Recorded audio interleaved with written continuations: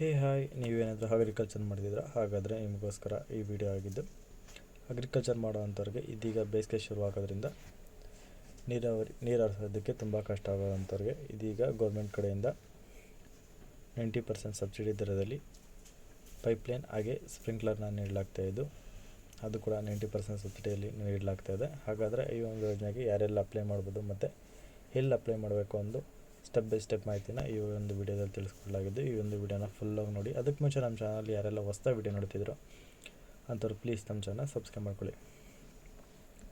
Government ಸರ್ಕಾರವು ಕೃಷಿ ಇಲಾಖೆ ಕಡೆಯಿಂದ ಈ ಒಂದು ಯೋಜನೆ ತಂದಾಗಿದ್ದು, ಸ್ಪ್ರಿಂಕ್ಲರ್ ಹಾಗೆ ಪೈಪ್ಲೈನ್ನ ಸಬ್ಸಿಡಿ ನೀಡಲಾಗ್ತಾಯಿದೆ. ತುಂತುರು ನೀರಾವರಿ ಪದ್ಧತಿಯಿಂದ ಈ ಒಂದು ಯೋಜನೆಯನ್ನು ತರಲಾಗಿರುತ್ತೆ.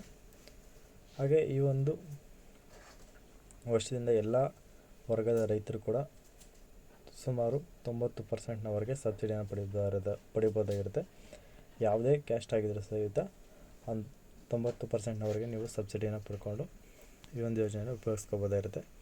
ಹಾಗೆ ಈ ಒಂದು ಯೋಜನೆಗೆ ಅಪ್ಲೈ ಮಾಡುವಂಥವ್ರು ಕಳೆದ 7 ವರ್ಷದಲ್ಲಿ ಯಾವುದೇ ಈ ರೀತಿಯ ಯೋಜನೆಯಲ್ಲಿ ಸ್ಪ್ರಿಂಕ್ಲರ್ ಆಗಿರ್ಬೋದು, ಪೈಪ್ ಆಗಿರ್ಬೋದು ರೈತರು ಪಡೆದಿರಬಾರ್ದಾಗಿರ್ತಾರೆ. ಅಂಥವ್ರು ಏನಾದರೂ ಪಡೆದಲ್ಲಿ ಅಂಥವ್ರು ಅನರ್ಹರಾಗಿರ್ತಾರೆ. ಒಂದು ವೇಳೆ ನೀವು ಅಪ್ಲೈ ಮಾಡಬೇಕು ಅಂತ ಅರ್ಧದಲ್ಲಿ 7 ವರ್ಷ ಕಳೆದ ನಂತರ ಅಪ್ಲೈ ಮಾಡ್ಬೋದಾಗಿರುತ್ತೆ. ಇನ್ನು ಈ ಒಂದು ಯೋಜನೆಯಲ್ಲಿ ಒಟ್ಟು ನಿಮಗೆ 30 ಪೈಪ್ ಮತ್ತು 5 ಸ್ಪ್ರಿಂಕ್ಲರ್ನ ನೀಡಲಾಗುತ್ತೆ. ಅದು ಕೂಡ ಡಿಫ್ರೆಂಟ್ ಸೈಜ್ ಆಫ್ ನಾಜಲ್ ಇರೋವಂಥ ಸ್ಪ್ರಿಂಕ್ಲರ್ನ ನೀಡಲಾಗುತ್ತೆ.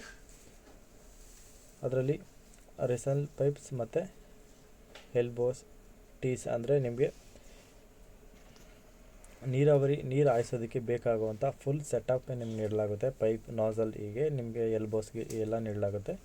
ಅದನ್ನು ಉಪಯೋಗಿಸ್ಕೊಂಡು ಒಂದು ನಿಮಗೆ ಬರಲಿಲ್ಲ ಅಂದರೆ ಬೇರೆಯವ್ರ ಹತ್ರ ಆದರೂ ಸೆಟಪ್ ಮಾಡ್ಕೋಬೋದಾಗಿರುತ್ತೆ. ಅಥವಾ ಗೌರ್ಮೆಂಟ್ ಕಡೆಯಿಂದಲೇ ನಿಮಗೆ ಹೇಳಿದ್ರೆ ಅವರೇ ಕೂಡ ಬಂದು ಸೆಟಪ್ ಕೊಡಲಾಗುತ್ತೆ.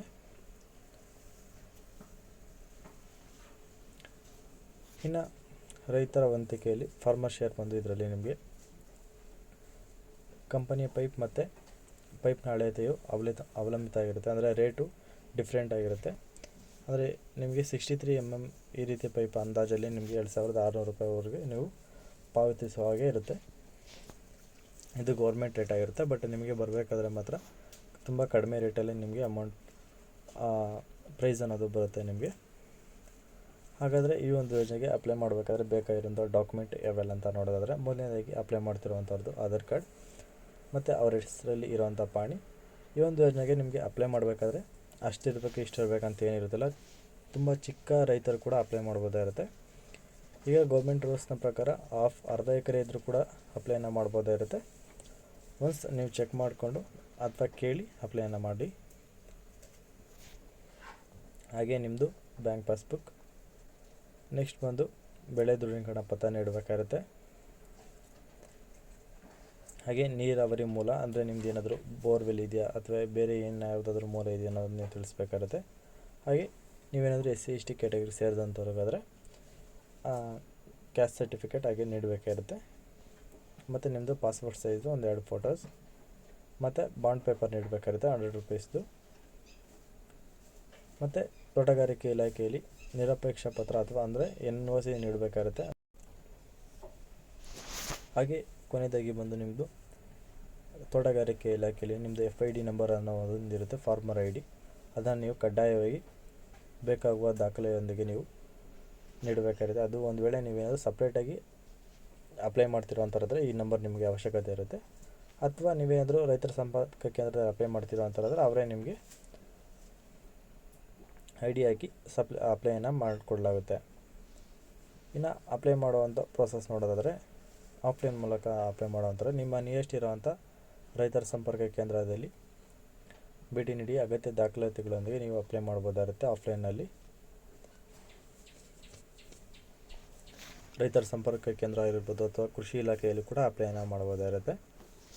ಇನ್ನು ಎರಡನೇದಾಗಲಿ ಆನ್ಲೈನಲ್ಲಿ ಅಂದರೆ ಸರ್ಕಾರದ ಅಧಿಕೃತ ಪೋರ್ಟಲ್ನಲ್ಲಿ ಹೋಗಿ ನಿಮ್ಮದು FID ಅಂದರೆ ಫಾರ್ಮರ್ ID ಹೇಳಿದ್ನಲ್ವ, ಆ ಒಂದು ID ಹಾಕಿ OTPಯನ್ನು ನೀಡಿ ನಮೂದಿಸಿದ ನಂತರ ನಿಮಗೆ ಬೇಕಾಗುವಂಥ ಪೈಪ್ ಯಾವ ಸೈಜ್ ಬೇಕು ಅನ್ನೋದನ್ನು ನೀವು ಮೆಷರ್ ಮಾಡಬೇಕಾಗುತ್ತೆ. 63 mm, 75 mm ಅಥವಾ 90 mm ಪೈಪ ಅಂದರೆ ನಿಮಗೆ 1.5 ಇಂಚ 2 ಇಂಚಸ ಈ ರೀತಿ ನಿಮ್ಗೆ ಯಾವ ಸೈಜ್ ಪೈಪ್ ಬೇಕೋ ಅದನ್ನು ನೀವು ನೀಡಬೇಕಾಗುತ್ತೆ. ಮತ್ತು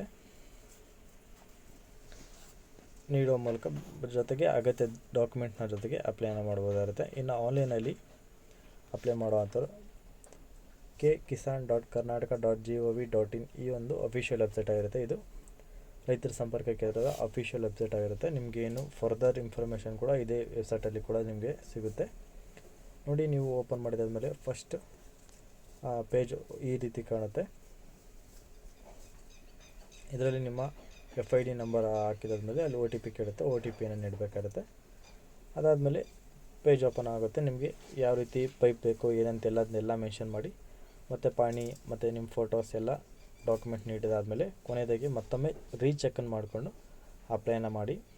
ಹಾಗೆ ಒಂದು ವೇಳೆ ನೀವು ಅಪ್ಲೈ ಮಾಡೋ ಸಮಯದಲ್ಲಿ ಏನಾದರೂ ಇನ್ಫಾರ್ಮೇಷನ್ ರಾಂಗಾಗಿ ನೀಡಿದಲ್ಲಿ ಅಂಥ ಅಪ್ಲಿಕೇಶನ್ ಕೂಡ ರಿಜೆಕ್ಟ್ ಆಗೋಂಥ ಹೆಚ್ಚಿನ ಸಾಧ್ಯತೆ ಇರುತ್ತೆ. ಸೊ ಅದಕ್ಕಾಗಿ ಮತ್ತೊಮ್ಮೆ ಚೆಕ್ ಮಾಡಿಕೊಂಡು ಕ್ಲಿಯರಾಗಿ ಅಪ್ಲೈ ಮಾಡಿ ಅಂತ ಹೇಳ್ತಾ, ಅಪ್ಲೈ ಮಾಡಿದಾದಮೇಲೆ ನಿಮಗೆ ಬರುವಂಥ ಅಪ್ಲಿಕೇಶನ್ ನಂಬರ್ನ ತೊಗೊಂಡು ಇಟ್ಕೊಂಡು ನಿಮಗೆ ಸ್ಟೇಟಸ್ನ ಚೆಕ್ ಮಾಡ್ಕೋಬೋದಾಗಿರುತ್ತೆ.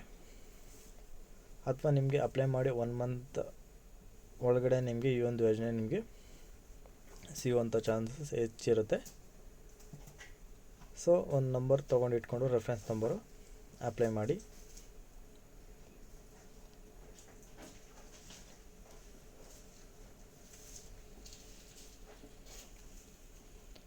ಸೊ ಇದಾಗಿರುತ್ತೆ ಇವತ್ತಿನ ವಿಡಿಯೋ. ಈ ಒಂದು ವಿಡಿಯೋದ ಬಗ್ಗೆ ನಿಮ್ಮ ಅನಿಸಿಕೆನ ಕಮೆಂಟ್ ಮೂಲಕ ತಿಳಿಸಿ. ಹಾಗೆ ಈ ಒಂದು ವಿಡಿಯೋ ಇಷ್ಟ ಆದರೆ ಲೈಕ್ ಮಾಡಿ.